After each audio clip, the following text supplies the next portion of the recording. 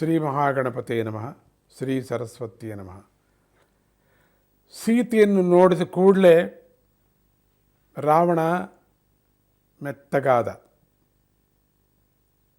ನನ್ನನ್ನು ಗಂಡನನ್ನಾಗಿ ಮಾಡಿಕೋ ಅಂತ ಸೀತೆಯನ್ನು ಅಂಗಲಾಚಿ ಬೇಡ್ಕೊಂಡ. ಸದ್ಯ ನಾನೇನೋ ಹೆದರಿಸಿಬಿಟ್ಟು ಬಾಯಿಗೆ ಹಾಕ್ಕೊಂಡ್ಬಿಡ್ತಾನೇನೋ ಅವಳನ್ನು, ಇನ್ನೇನು ಮಾಡಿಬಿಡ್ತಾನೋ ಅಂತ ಅನ್ಕೋತಿದ್ದೆ. ಇಲ್ಲ, ಕುಡ್ದಿರ್ತಕ್ಕಂಥದ್ದೆಲ್ಲ ಕಕ್ಕಿಬಿಟ್ಟು ಅಲ್ಲೆಲ್ಲ ಅಶೋಕವನದಲ್ಲೆಲ್ಲ ತೇಲಿಸಿಬಿಡ್ತಾನೇನೋ ಅಷ್ಟು ಮಟ್ಟಿಗಿದೆ ಅವನ ಹೊಟ್ಟೆ. ಏನಾಗ್ಬಿಡುತ್ತೋ ಅನ್ಕೋತಾ ಇದ್ದೆ.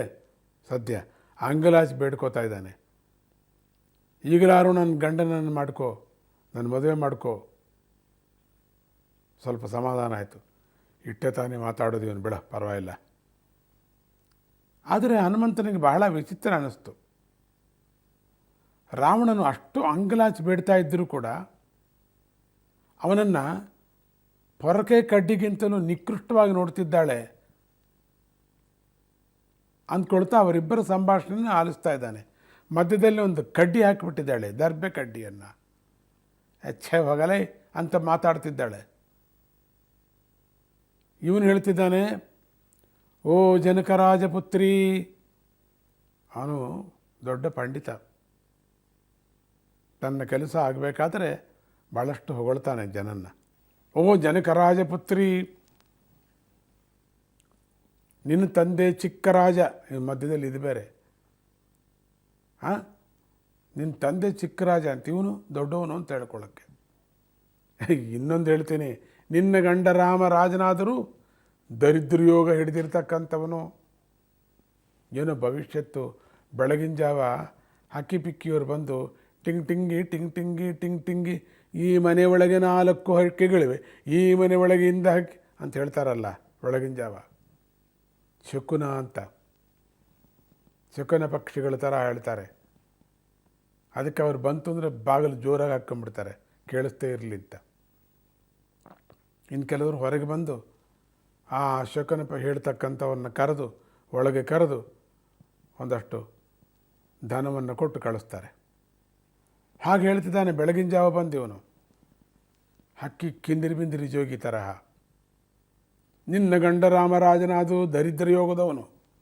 ಓಹೋ, ನನ್ನ ರಾಜ್ಯದ ಸಕಲ ಅಧಿಕಾರವನ್ನು ನಿನಗೆ ಕೊಡ್ತೀನಿ, ತಗೋ ಬೀಗದ ಕೈ ಮುದ್ರೆ. ನಿಮಗೆ ಯಾರಿಗೆ ಬೇಕು?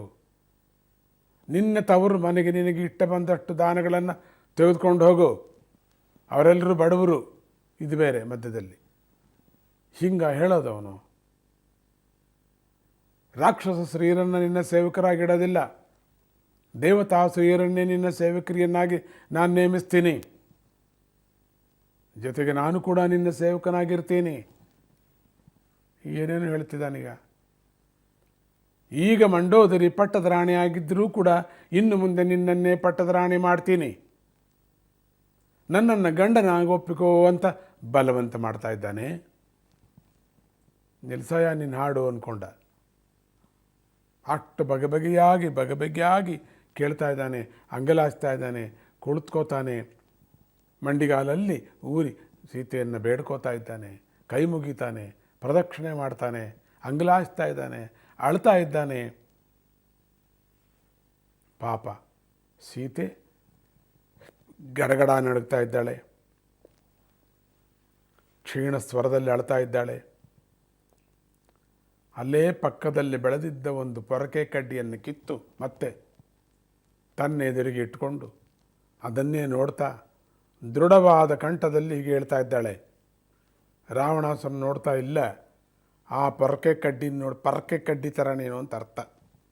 ಆ ಪೊರಕೆ ಕಡ್ಡಿ ನೋಡ್ತಾ ಹೇಳ್ತಿದ್ದಾಳೆ, ನನ್ನ ಗಂಡ ಎಂಥವನೇ ಆಗಲಿ ಅವನೇ ನನಗೆ ಪ್ರಿಯ. ನಾನು ಬೇಕಾದರೆ ಸಾಯ್ತೀನಿ, ಆದರೆ ಧರ್ಮವನ್ನು ನಾನು ಬಿಡೋದಿಲ್ಲ. ನೀನು ನಿಜವಾದ ವೀರನೇ ಆಗಿದ್ದರೆ ನನ್ನನ್ನು ಕಳ್ಳತನದಿಂದ ಹೇಗೆ ತರ್ತಾ ಇದ್ದೆ? ನೀನು ನಿಜವಾದ ವೀರ ಅಲ್ಲ.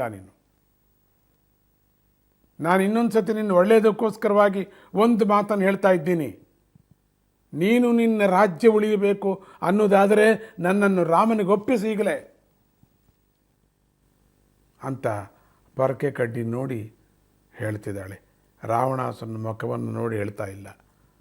ಅವನ ಮಾತುಗಳು ಬೇರೆ ರೀತಿಯತ್ತು, ಇವನ ದರ್ಪ ಇವಳದು ಕೂಡ ಅದೇ ರೀತಿಯಾದಂತಹ ಒಂದು ರಾಮಭಕ್ತಿಯನ್ನು ತೋರಿಸ್ತಕ್ಕಂತಹ ಧರ್ಮದ ಮಾತುಗಳನ್ನು ಹೇಳ್ತಿದ್ದಾರೆ. ಇವನ ಅಧರ್ಮದ ಮಾತುಗಳನ್ನು ಹೇಳ್ತಾ ಇದ್ದರೆ ಇವಳು ಧರ್ಮದ ಮಾತನ್ನು ಪೊರಕೆ ಕಡ್ಡಿ ಹಿಡ್ಕೊಂಡು ಹೇಳ್ತಾಳೆ. ಮುಂದಕ್ಕೆ ಏನಾಗುತ್ತೆ ನೋಡೋಣ. ಜೈ ಗುರುದತ್ತ, ಶ್ರೀ ಗುರುದತ್ತ.